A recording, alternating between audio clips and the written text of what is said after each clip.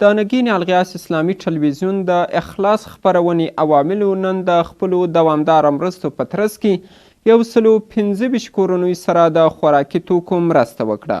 د دغې خپرونې چلونکی قاري اسمت الله عزیزي وایي چې په دغو مرستو کې وریجې او غوړي شامل دي.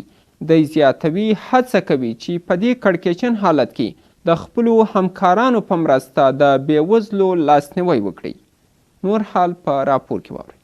115 کورنیو ته دغه د وریجو او غوړیو مرستې له هغو مرستو څخه دي چې د نګین الغیاث اسلامی ټلویزیون د اخلاص خپرونې لخوا د هرات ولایت د خیرو پانګوال په مرسته بېوزلو کورنیو ته وویشل شوې.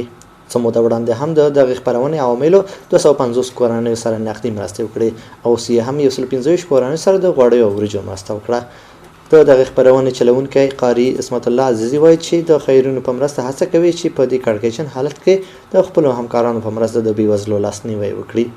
به استثنای این که ما کمک ماور داریم، باز هم به کمک تجار و خیرین عزیز ما با واسطه این که قرنطینه شده و ویروس کرونا در داخل جامعه پخش شده و هموطنان عزیز ما نمیتونن از خانه های خود بدرشن، ما تصمیم گرفتیم که به تعداد 125 دانه تیم روغن و 125 دانه برنج را به خدمت فقرای عزیز توزیع کنیم. په هرات ولایت کې د کرونا وایرس په زیاتېدو سره په دغه ولایت کې بېوزله خلک لا بېوزله شوي دي. د یوې خوا د ښار قرنطین کېدل او د بلې خوا په ټولیزه توګه د کارونو په ټپه درېدل د خلکو ژوند له ستونزو سره مخ کړی دی. د هرات ولایت یو شمېر اوسیدونکي وایي چې د یو بل په مرسته د کرونا وایرس د منځه وړلو لپاره هڅه کوي.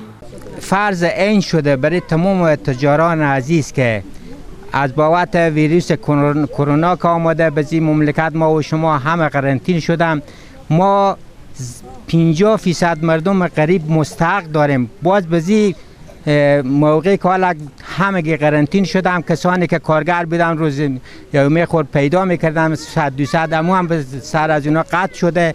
ما تمام برادران خیر تقاضا میکنم که هر چی که دارم با ما روزه زکات دارم، خیرات دارم، هیچ دریغ نکنم. امروز کسانی اینا از مرگ نجات میدم. امکان داره که اگر 20 روز دیگه همی ادامه پیدا کنه اکثریت به ویروس کرونا هلاک نشم، از گوشنگی هلاک شم. اخلاص خپرونې چلونکی وایي چې دوی د خیرو پانګوالو مرستې د هغو بېوزلو تر کورونو رسوي چې ډېری په هېواد کې د خونړۍ جګړې څخه پاتې شوي کسان دي. دوی وایي چې په دې وضعیت کې باید د بېوزلو لاسنیوی وکړو او د کرونا له منځه وړلو لپاره د خدای درگاه ته دعا وکړو. فقیر و مسکین به شهر زیاده، تاجرین خیرین همینطور روزای دسترسی دادن که از فقر و بیچارگی این مردمان فقیر ما دست پنجه نرم میکنن به خونهای زنهای که اینا کرک پاک میکرده، اینا کشمیش پاک میکردن، حالا اینا به خونها بموندن.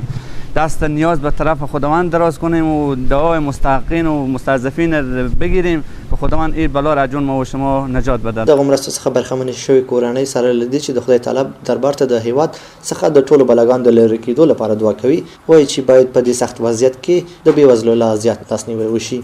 آخر به نمایش ما با ما کمک میرسه. اگر کمک شما نباشه ما گوشنگی دیگه در و در فلجیم. خداوند مشکلات شما را حل کنه، خداوند دردار نجات فتا بلا درار بره، اثر کوه بره، خداوند پرده ایمان ما نشمار بکنه، خداوند ما نشمار از فتار نجات. اخلاص خپرونه د نګین الغیاث اسلامی ټلویزیون له خپرونې څخه ده چې هر ونې د پانګوالو په مرسته بېوزلو کورنیو ته د لومړنۍ توکو مرستې برابروي.